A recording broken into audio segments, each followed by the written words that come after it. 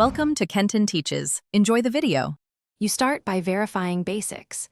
Confirm the device accepts USB-C power delivery and the charger meets the required wattage. Next, power off the device and inspect both cable ends and the port for lint, bent pins, or visible damage.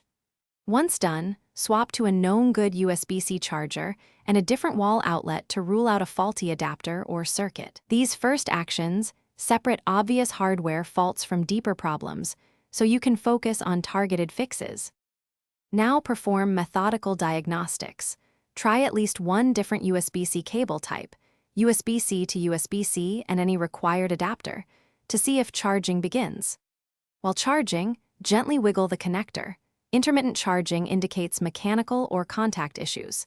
If you have a multimeter, measure the charger output voltage and current to confirm it matches the label, because a bad charger can supply unstable power. Make sure to observe safety.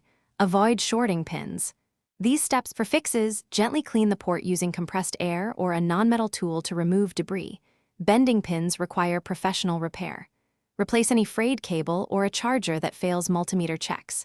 If hardware looks fine, update the device firmware or OS and reset power management or battery settings. Software can block charging negotiation.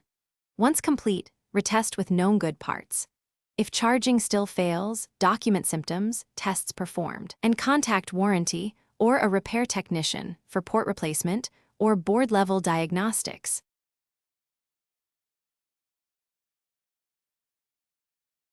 Thanks for watching. Please subscribe if this video was helpful.